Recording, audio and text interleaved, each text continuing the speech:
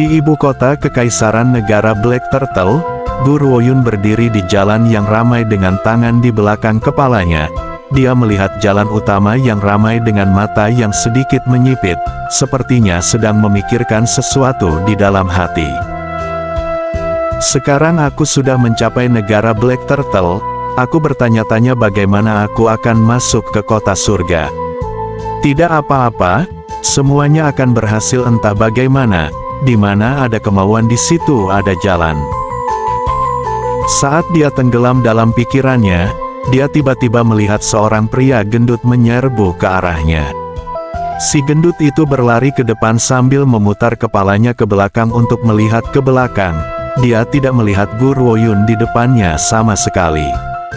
Jika Gu Ruoyun menyadarinya lebih awal, dia mungkin bisa menghindar tepat waktu, namun pada saat dia sadar kembali, si gendut itu sudah tepat di depannya. Melihat bahwa dia akan bertabrakan dengannya, Gu Ruoyun dengan cepat mengumpulkan kekuatannya, jadi ketika si gendut itu hanya beberapa inci di depannya, tubuh seberat 250 kg itu melengkung di langit saat dia terbang ke udara dan mendarat dengan berat. Sebuah beban berat mendarat di tanah, dan ratapan sedih terdengar. Siapa yang mencoba menyelinap menyerang pangeran ini? Apakah kamu benar-benar bosan hidup? Hayah, pinggang pangeran ini mungkin patah. Namun dengan sangat cepat, si gendut yang menggunakan pangeran ini untuk menyebut dirinya sendiri menjadi diam.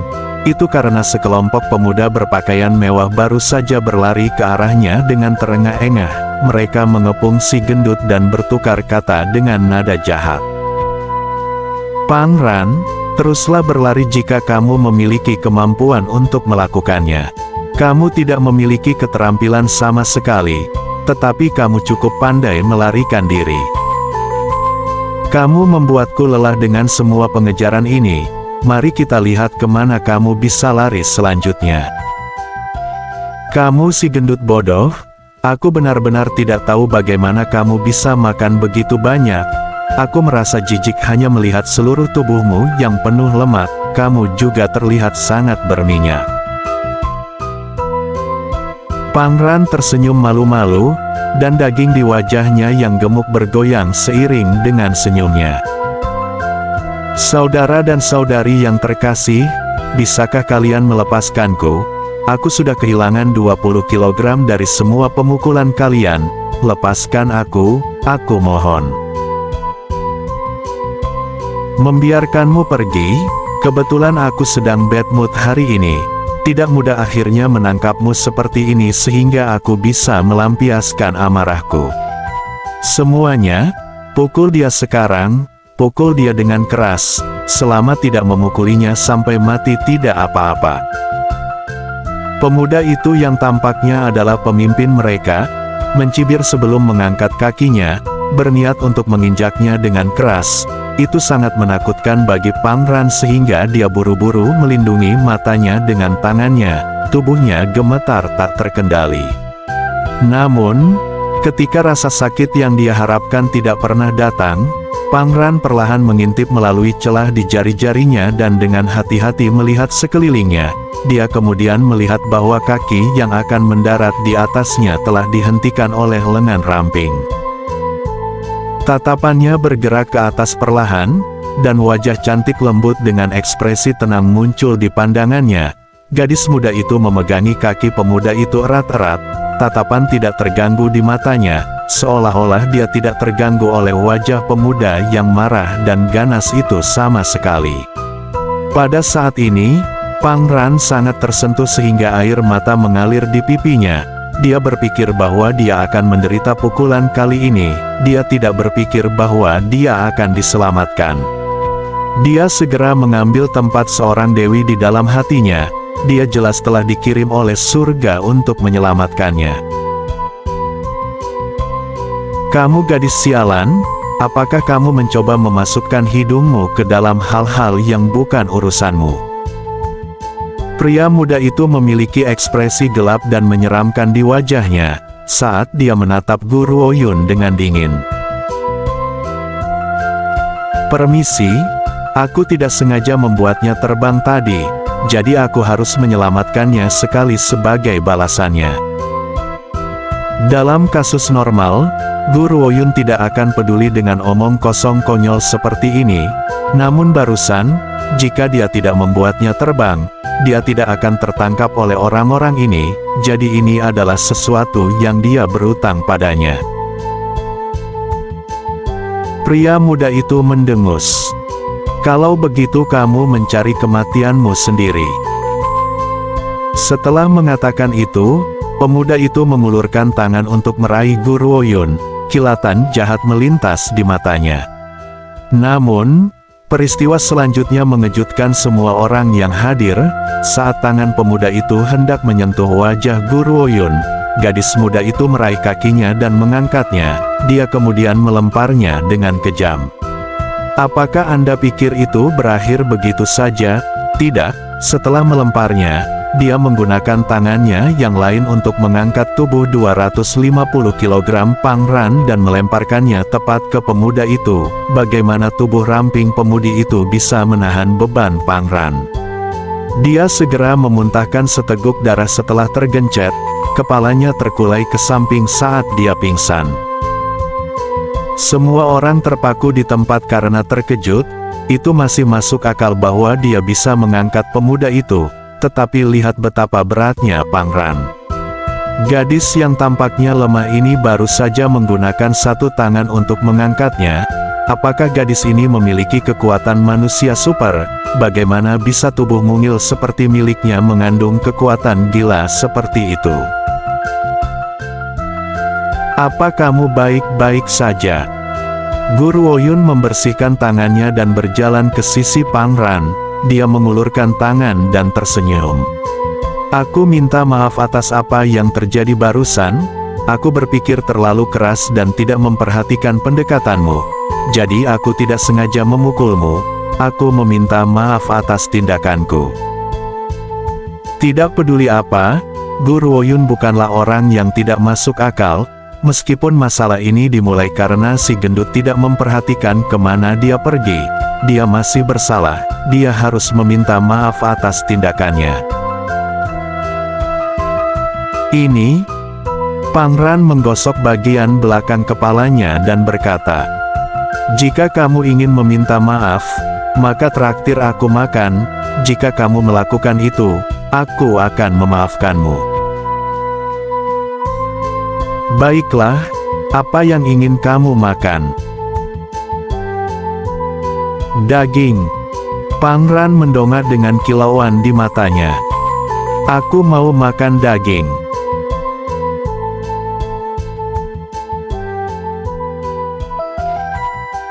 Di sebuah restoran, di meja yang ditumpuk tinggi dengan sisa makanan, Guru Woyun menyaksikan Pangran melahap semua yang ada di atas meja dengan tetesan keringat di kepalanya.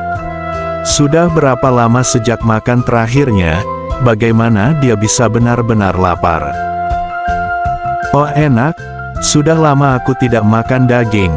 Kehidupan seperti itu bukankah sesuatu yang harus dilalui manusia?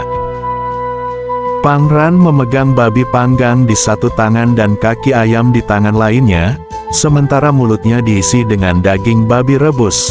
Dia memiliki ekspresi penuh kebahagiaan dan kepuasan, seolah-olah dia belum pernah makan daging seumur hidupnya sebelum hari ini. Sudut mulut Guru Woyun berkedut dan dia meletakkan tangan di dahinya. Kamu setidaknya adalah pangeran dari negara Black Turtle, bagaimana mungkin kamu bahkan tidak mampu makan daging? Pangran menelan semua makanan di mulutnya sebelum berkata, "Dewi, kamu seharusnya sudah tahu sekarang, aku benar-benar tidak berguna." Guru Woyun memang telah melihat bahwa si gendut ini tidak berguna, tetapi dia tidak mengira dia menyebut dirinya sendiri. Jadi, Guru Woyun mengangkat alis dan bertanya. Jadi, Pangran memutar matanya dan melanjutkan berbicara. Jadi semua orang hanya memandang rendah diriku, tapi ibuku, adalah wanita yang paling dicintai ayahku, dan aku putra satu-satunya permaisuri. Tapi karena aku benar-benar tidak berguna dan tidak dapat menggantikan tahta kekaisaran, ayahku merasa bersalah terhadapku dan memberiku banyak uang. Aku tidak harus berkultivasi. Aku tidak suka pelacur, dan aku tidak suka berjudi. Jadi aku menghabiskan semua uangku untuk makanan. Jadi apa yang terjadi pada akhirnya adalah aku menjadi seperti ini. Pangran berkedip beberapa kali. Saat dia berbicara, dia memiliki ekspresi santai di wajahnya, seolah-olah dia orang baik yang dipandang rendah oleh semua orang. Ketika aku menjadi seperti ini, ayah akhirnya menyesalinya dan membatasi uang sakuku.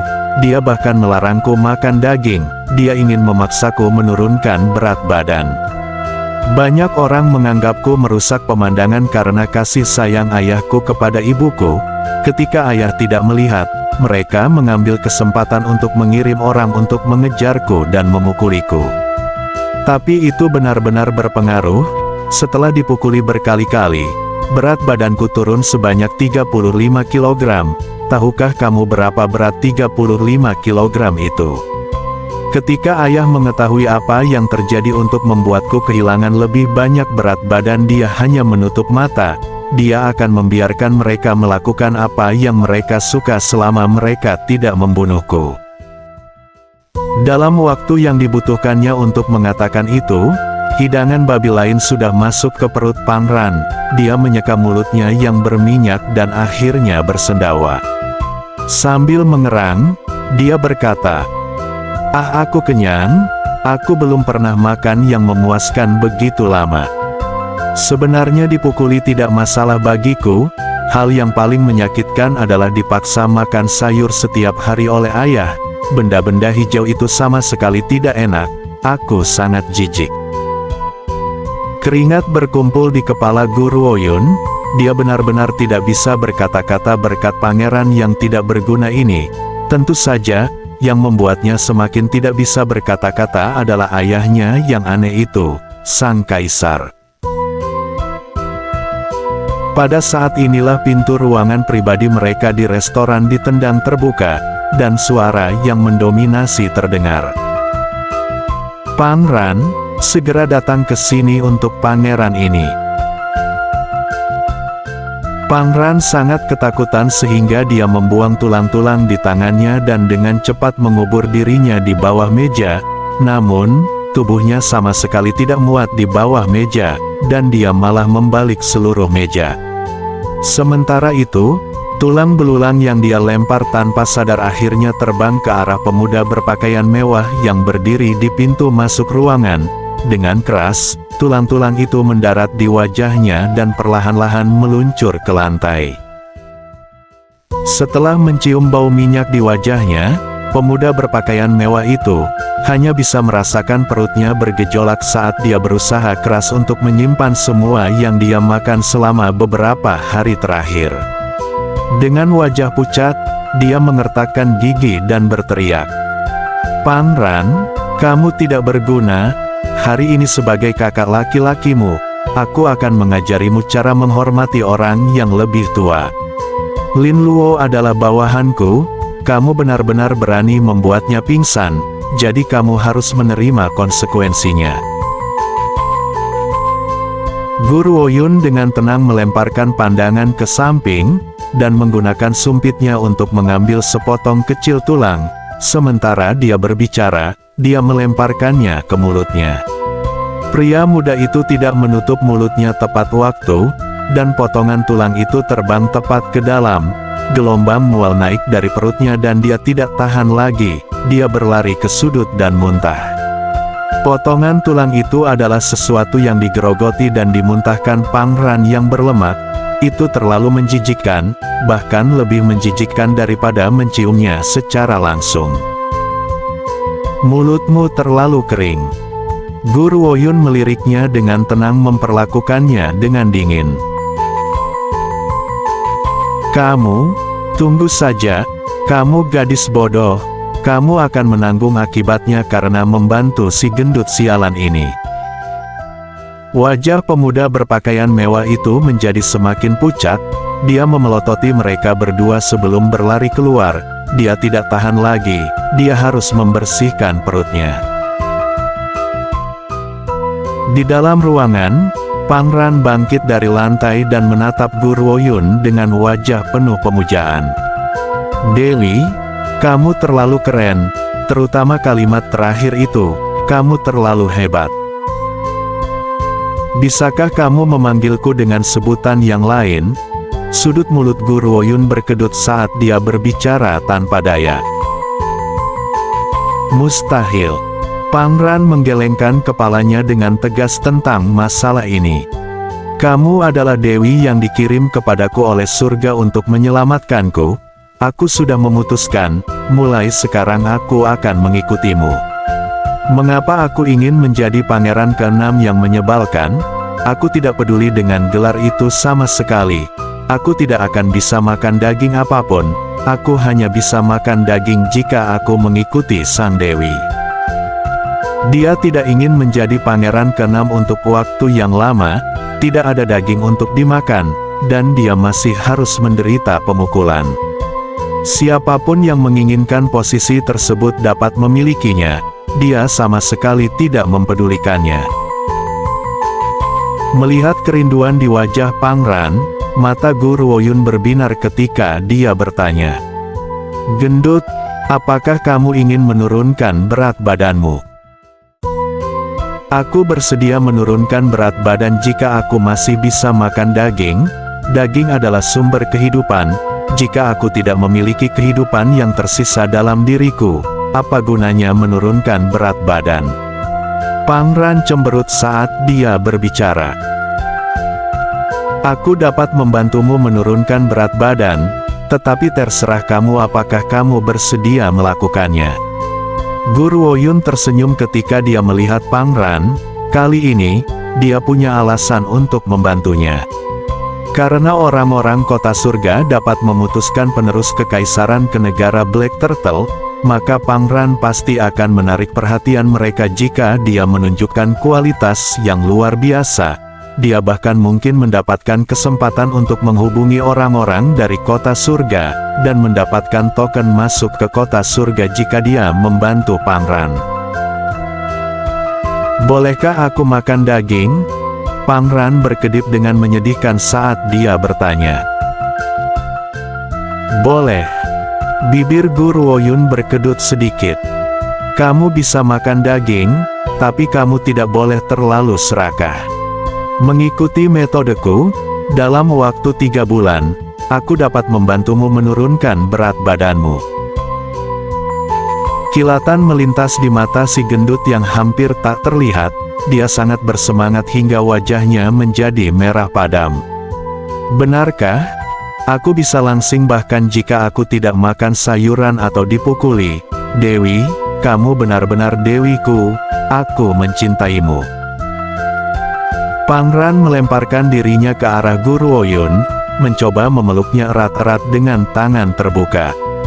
Namun, melihat tubuh besar yang terbang ke arahnya, Gu Ruoyun bahkan tidak perlu memikirkannya. Dia segera menendangnya pergi. Dalam sekejap, tubuh besar itu menarik garis lurus saat terbang keluar dari ruangan. Secara kebetulan yang aneh, dia jatuh ke orang yang lewat, menyebabkan mulut pria tak bersalah yang malang itu berbusa saat matanya berputar-putar. Agak tragis bagi orang yang lewat, dia hanya datang ke sini untuk makan, tetapi secara misterius diratakan oleh gunung besar, terutama karena pantat gunung besar itu sekarang duduk di wajahnya. Itu sangat menjijikkan sehingga dia hampir memuntahkan makanan tadi. "Maafkan aku, pangeran, ini tidak sengaja." Pangran dengan santai berdiri dan menyatakan permintaan maafnya kepada orang yang telah dia tekan. Namun, setelah melihat wajah orang itu, ekspresinya tiba-tiba berubah dan dia buru-buru masuk ke ruangan untuk menarik Gu Ruoyun ke pintu keluar. "Dewi, kita harus pergi sekarang. Kita benar-benar telah menyebabkan bencana kali ini."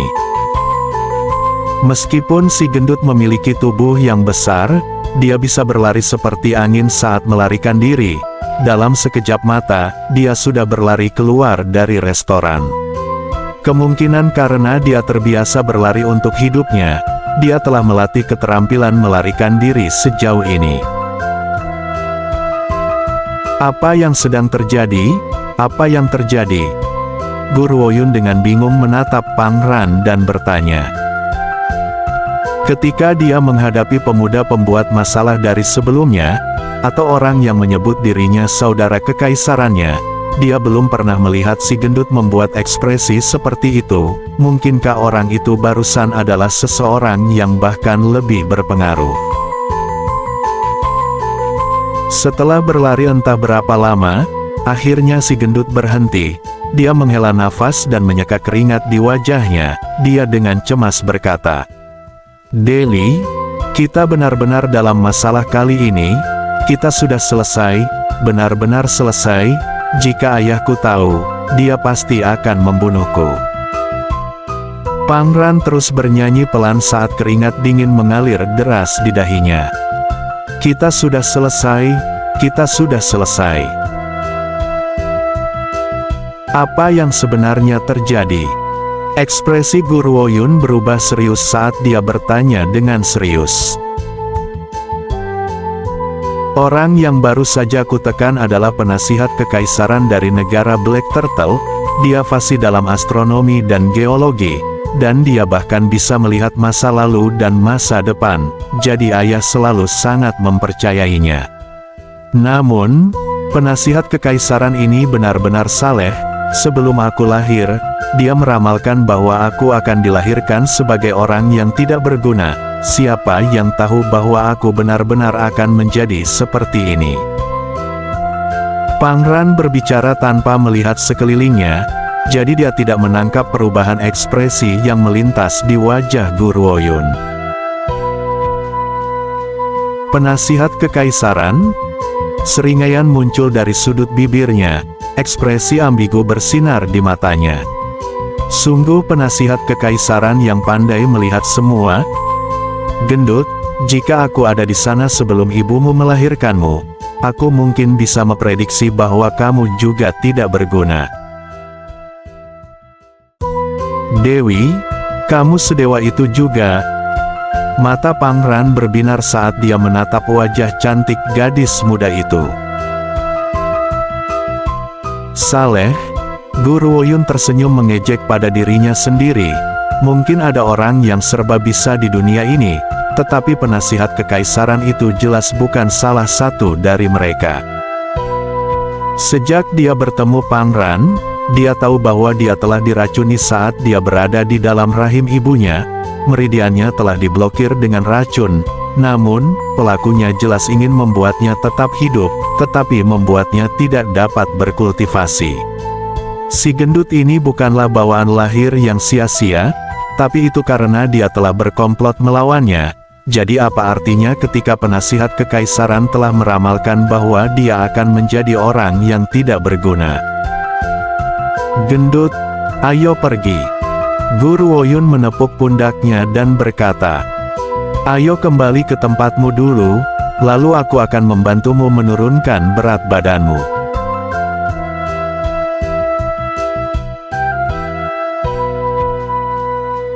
Di negeri Black Turtle, ketika pangeran dewasa, mereka harus meninggalkan istana dan membangun perkebunan mereka sendiri. Pada saat ini, di dalam perkebunan Pangeran ke-6, Guru Woyun memerintahkan beberapa pelayan untuk menyiapkan mandi air panas. Dia kemudian melemparkan beberapa ramuan obat herbal ke dalam bak mandi sebelum beralih ke si gendut dan menginstruksikannya. "Berendamlah di bak mandi ini, kamu harus berendam selama 3 jam penuh. Aku beritahu kamu dulu, ramuan ini memiliki sifat yang kuat, tetapi ini akan mampu mengeluarkan racun dalam tubuhmu. Aku harus membantumu membersihkan racun di sistemmu terlebih dahulu, sebelum menguraikan lemaknya. Jika kamu tidak tahan dengan itu, pikirkan bagaimana kamu telah diperlakukan selama ini, atau kamu dapat memikirkan daging kesayanganmu, kamu harus bisa bertahan."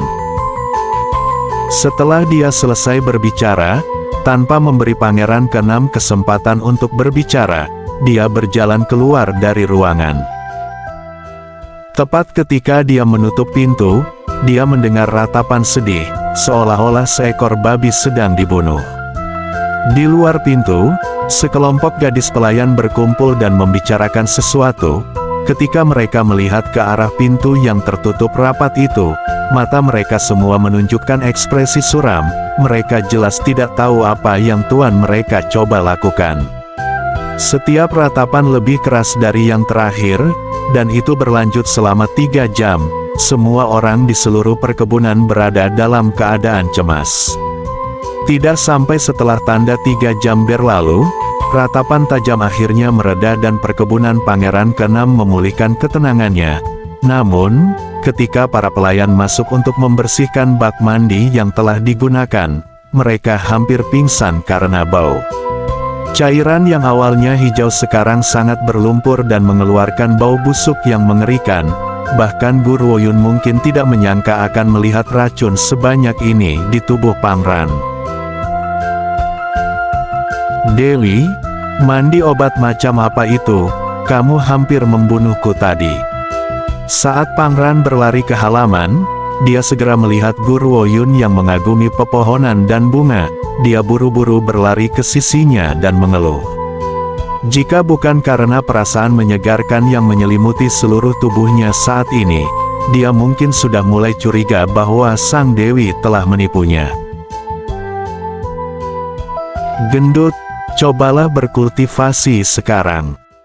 Sudut bibir Guru Woyun sedikit melengkung saat dia berbicara dengan nada tenang. Dewi, apa yang kamu katakan, aku benar-benar tidak berguna. Sesuatu seperti kultivasi tidak ada hubungannya denganku. Pangeran tertawa kecil. Dia telah mencoba berkultivasi sebelumnya, tetapi ki spiritual di meridiannya telah sepenuhnya diblokir. Tidak peduli seberapa keras dia mencoba menerobos, meridiannya tidak akan terbuka, jadi dia akhirnya menyerah. Mendengar ini, Guru Woyun tersenyum ringan. Cobalah dulu. Baiklah, karena Dewi tidak percaya, aku akan mencoba menunjukkannya padamu.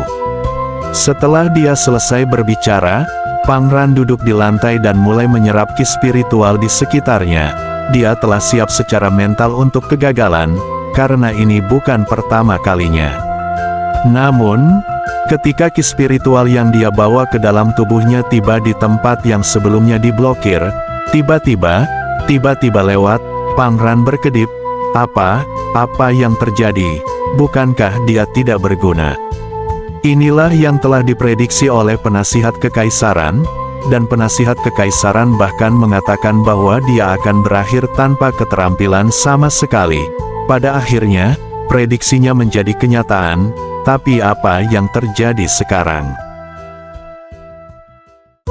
Jelas bahwa Guru Woyun telah melihat keraguan di hati Pangeran. Dia dengan tenang menjelaskan.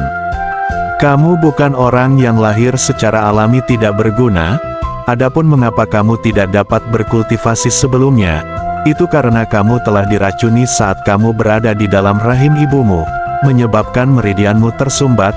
Ini juga alasan mengapa kamu tidak bisa menyerap ki spiritual. Aku baru saja membantumu membersihkan semua racun di tubuhmu, jadi sekarang kamu bisa berkultivasi seperti orang normal. Pikiran Pangeran butuh beberapa saat untuk membungkus sedikit informasi ini. Setelah beberapa menit, ketika dia selesai mencerna kata-kata Guru Woyun, kemarahan meledak dari hatinya. Sialan, siapa yang begitu jahat dan kejam hingga meracuniku? Jika bukan karena bajingan itu, aku tidak akan menjadi orang yang tidak berguna. Jika aku tidak menjadi orang yang tidak berguna, aku tidak akan menyerah pada diriku sendiri, dan akhirnya membiarkan diriku pergi ke titik ini. Jika aku mengetahui siapa bajingan itu, aku pasti akan mengacaukan leluhurnya. Pangeran menjadi gila karena marah. Cara dia menggertakkan giginya menunjukkan dengan jelas betapa dia ingin menguliti pelakunya hidup-hidup. Surga tahu bagaimana dia melewati hari-harinya beberapa tahun terakhir ini. Adapun orang yang telah membuatnya sangat menderita, dia pasti tidak akan melepaskannya. Oh benar, apa yang terjadi dengan prediksi yang dibuat penasihat kekaisaran untukku? Mata Pangeran berkedip saat dia memikirkan topik itu. Dengan siapa penasihat kekaisaran biasanya dekat? Itu pasti selir kekaisaran Lin. Penasihat kekaisaran adalah kakak laki-laki selir kekaisaran Lin. Kakak laki-laki tertuaku, saudara laki-laki kedua dan saudara laki-laki keempat, semuanya meninggal pada usia dini. Kakak ketigaku adalah putra selir kekaisaran Lin dan kandidat yang paling mungkin untuk mewarisi tahta. Orang yang datang untuk membuat keributan di restoran tadi adalah saudara laki-lakiku yang kelima. Takut Guru Woyun tidak akan mengerti hubungan di antara mereka, Pangeran memutuskan untuk menjelaskannya untuknya. Sambil mendengarkan kata-kata Pangeran, Guru Woyun membelai dagunya saat dia merenung. Penasihat kekaisaran ini bukan orang yang sederhana, menambahkan bahwa dia adalah kerabat langsung dari selir dan pangeran ketiga adalah keponakannya, sangat mungkin ini ada hubungannya dengan dia. Kemarahan si gendut mencapai ketinggian yang baru. Penasihat kekaisaran benar-benar mencoba menyakitiku, betapa menyia-nyiakan ibadahku untuknya, itu benar-benar menyia-nyiakan perasaanku. Penasihat kekaisaran telah memberikan prediksi bahwa dia akan tumbuh menjadi seseorang yang tanpa manfaat, dan si gendut ini masih memujanya seperti berhala. Bukan hanya kaisar negeri Black Turtle yang luar biasa, karena si gendut ini adalah yang paling aneh dari yang aneh, dia belum pernah melihat orang yang begitu aneh sebelumnya. Gendut, ikut aku. Guru Woyun mengangkat alis. Jika kamu tinggal di sini, seseorang pasti akan datang untuk mengganggumu. Kita akan mencari tempat yang tenang untuk membantumu menurunkan berat badan. Setelah 3 bulan, aku pasti akan membantumu menghilangkan semua lemak ini darimu.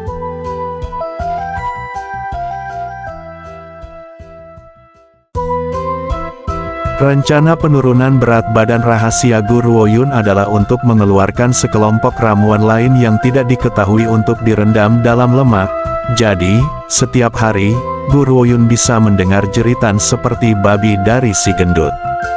Namun hasilnya jelas, setelah setiap mandi, lapisan lemak kuning terlihat mengambang di air mandi. Itu semua telah dibersihkan dari pori-porinya. Tentu saja, saat menurunkan berat badan, si gendut juga dipaksa berlatih kultivasi oleh Guru Woyun. Sayangnya, dia tidak memiliki banyak bakat di bidang ini. Menambahkan kemalasannya sendiri, dan dia hanya mampu mencapai ki level 2 setelah 3 bulan, dan itu bahkan dengan efek pil Guru Woyun.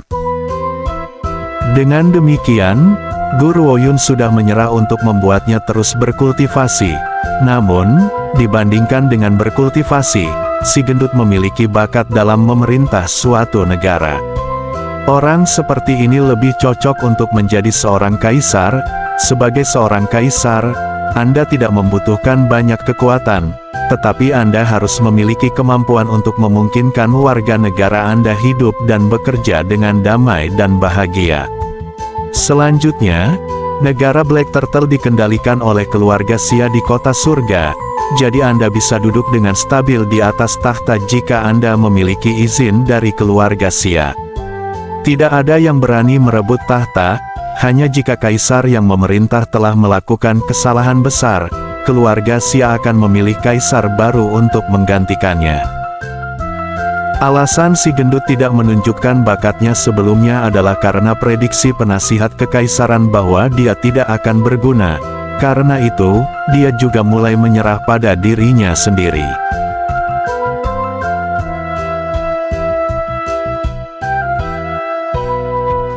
Di dalam ruangan kekaisaran, sosok berpakaian kuning kerajaan duduk di singgasana naga, mengevaluasi dekrit kekaisaran yang menumpuk tinggi di atas meja. Dia akan mengerutkan kening atau mendesah beberapa kali. Ruang di antara alisnya dipenuhi dengan kekhawatiran. Sudah 3 bulan, gendut sialan itu telah hilang selama 3 bulan penuh. Apa dia kabur dari rumah karena aku terlalu kasar padanya? Atau mungkinkah dia bersembunyi dalam ketakutan karena dia menyebabkan masalah? Pang Zihuang menghela nafas ringan dan menjepit ruang di antara alisnya. Merasa sakit kepala datang, dia berkata, "Bukankah aku melakukan semua itu untuk kebaikannya sendiri? Mengapa dia tidak bisa memahami upaya yang aku lakukan untuknya?" Saat berbicara, Pang Zihuang sedikit mendongak. Pada saat itulah dia melihat sosok diam-diam mendekatinya, dan kemarahan tiba-tiba muncul di dalam dirinya. "Siapa kamu? Kamu benar-benar berani masuk ke ruang kekaisaran? Apakah kamu mencoba untuk membunuhku?" "Penjaga? Di mana para penjaga? Bagaimana kalian bisa membiarkan penyusup ini masuk?" Dalam kemarahannya, Pang Zihuang hanya melompat dari belakang mejanya dan meraih pemuda licik itu. Tanpa mengatakan apa-apa lagi, dia menamparnya. "Berani sekali, kamu hanya Ki level 2 dan kamu masih berani datang dan membunuhku. Apakah kamu melihat ke bawah sejauh itu padaku? Baiklah, aku tidak dalam suasana hati yang baik akhir-akhir ini. Kamu akan menjadi boneka latihanku." Pang Zihuang biasanya tidak suka membaca dekrit kekaisaran dengan adanya orang-orang di sekitarnya. Jadi dia sendirian di ruang belajar kekaisaran saat ini. Tanpa terlalu peduli dengan citranya sebagai kaisar, dia hanya mengatakan semuanya dengan lantang. Pang Ran telah menjatuhkan penasihat kekaisaran dan menghilang 3 bulan lalu. Sejak itu, penasihat kekaisaran datang kepadanya setiap hari, menuntut agar Pang Ran ditemukan. Dia tidak berani menyinggung penasihat kekaisaran karena dia memiliki kekuatan luar biasa, jadi dia telah menekan rasa frustrasinya. Sekarang, seseorang hanya menawarkan tubuh mereka sebagai pengorbanan baginya untuk melampiaskan amarahnya. Bagaimana dia bisa menolak tawaran yang begitu nyaman? Namun, saat Pang Zihuang mulai menikmati memukuli boneka barunya, pemuda yang ditangkapnya melolong sedih. "Hayah, ayah, berhenti memukuliku, ini aku anakmu. Kamu hanya seorang pembunuh, beraninya kamu mencoba meniru anakku. Bagaimana mungkin aku tidak tahu bahwa aku memiliki anak sepertimu?" Pang Zihuang bahkan lebih marah sekarang. Keberanian pembunuh ini tidak mengenal batas. Setelah ketahuan, dia justru berusaha mengklaim hubungan kekerabatan dengannya. Meniru kerabat kekaisaran adalah pelanggaran berat. Namun, setelah dia menjawab, tangisan pemuda itu semakin menyedihkan. "Ayah, ini aku anakmu, Pang Ran." "Pang Ran?" Pang Zihuang berhenti dan menatap kosong sejenak sebelum dengan hati-hati menilai pemuda yang tertangkap di tangannya. Meskipun pemuda ini tidak bisa disebut ramping, dia memiliki sosok yang proporsional. Meskipun fitur-fiturnya tidak luar biasa, itu juga tidak bisa disebut umum. Yang paling penting, kulitnya sangat cerah, dan matanya yang sedih menatap lurus ke arah Pang Zihuang. Dia harus mengakui bahwa pemuda di depannya memang terlihat sangat mirip dengan Pang Ran, bahkan suaranya persis sama. "Kamu Pang Ran?" Pang Zihuang menatapnya dengan curiga. Bukannya dia menolak untuk mengakui putranya, tapi perubahan ini terlalu menakutkan. Dalam 3 bulan, lemak seberat 250 kg itu benar-benar berubah sebanyak ini. Tidak ada yang berani mengakui dia tanpa bukti. "Ayah, apakah kamu lupa? Aku mengintip pelayan istana saat mereka mandi ketika aku berusia 5 tahun. Aku masih menuntut agar pengasuhku memberiku makan sampai aku berusia 7 tahun. Dan aku masih mengompol bahkan pada usia 12 tahun. Aku benar-benar putramu, Pang Ran." Setelah mendengar ini, Pang Zihuang yang tidak percaya akhirnya yakin bahwa orang di hadapannya adalah putranya. Itu adalah hal-hal yang hanya dia, Permaisuri, dan Pangran yang mengetahuinya. Permaisuri bahkan secara pribadi membakar selimut basah itu sendiri untuk menjaga martabat Pangran. Bahkan pelayan istana pribadi Pangran tidak mengetahui kejadian itu. Pangran, kemana saja kamu selama 3 bulan ini? Bagaimana kamu berubah menjadi seperti ini? Pang Zihuang memandang Pangran dari atas ke bawah dengan tatapan mengukur, bertanya dengan nada ragu. Dia membutuhkan waktu untuk memproses apa yang ditunjukkan matanya kepadanya. Hal yang dia harapkan siang dan malam akhirnya menjadi kenyataan, jadi sulit baginya untuk percaya apa yang telah terjadi. Si gendut sialan ini benar-benar berhasil menurunkan berat badan dalam 3 bulan terakhir ini. Astaga, beri dia waktu untuk menjadi emosional atas perubahan ini. Ayah, aku melakukan ini semua untukmu. Apakah kamu tahu betapa aku menderita selama 3 bulan ini? Demi membeli pil panjang umur untukmu, aku berlari jauh-jauh ke negara Azure Dragon dari negara Black Turtle. Aku bahkan harus berusaha keras untuk akhirnya mendapatkan pil panjang umur. Perjalanan panjang ke sana kemari, ditambah tekanan mental yang aku hadapi, membuatku kehilangan banyak berat badan. Pangran menangis sampai wajahnya tertutup air mata dan ingus. Dia mengarang seluruh cerita tentang betapa kerasnya dia bekerja dalam 3 bulan ini dan harga yang dia bayar untuk mendapatkan pil panjang umur dan menceritakannya baris demi baris. Singkatnya, cerita umumnya adalah bahwa Pangran telah melalui semua penderitaan itu karena dia mencintai ayahnya. Tidak ada seorang pun di dunia ini yang lebih berbakti daripada dia. Pang Zihuang berhasil ditipu dan mulai menangis air mata hangat juga. Anak yang baik, kamu pantas disebut anakku yang baik. Jika saja saudara laki-laki ketiga dan kelimamu sama bijaksananya denganmu, maka aku akan bisa tenang.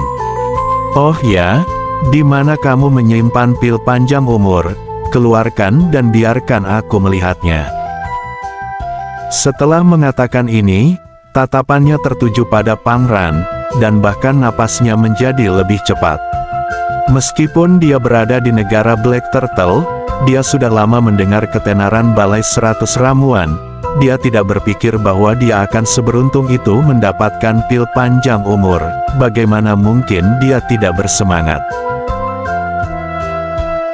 Pangran tersenyum malu-malu dan mengeluarkan sebuah kotak dari dalam lengan bajunya. Matanya berputar sedikit sebelum dia berkata, "Ayah, pil panjang umur ada di sini, namun ada hal penting yang harus kukatakan padamu.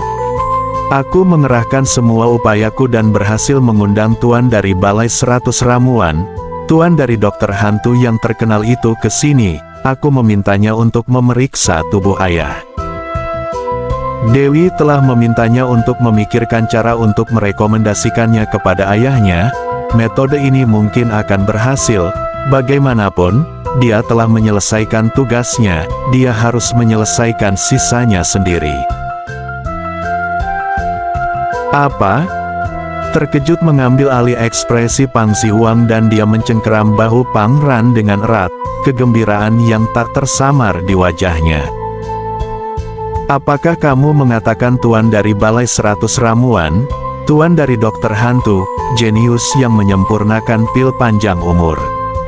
Di mana dia sekarang? Cepat pergi dan undang dia ke sini." "Tidak, tunggu, aku harus pergi secara pribadi untuk mengundang orang yang begitu hebat. Pelayan, bantu aku bersiap." Melihat bagaimana ayahnya yang biasanya mengesankan saat ini berlarian seperti ayam tanpa kepala, Pangran hanya bisa memutar matanya dan membayangkan Guru Oyun. Dia benar-benar tidak tahu kapan dia akan bisa menjadi seseorang yang sekeren dia. Meskipun dia bukan seorang kaisar, dia bisa membuat kaisar manapun bertarung untuk bertemu dengannya.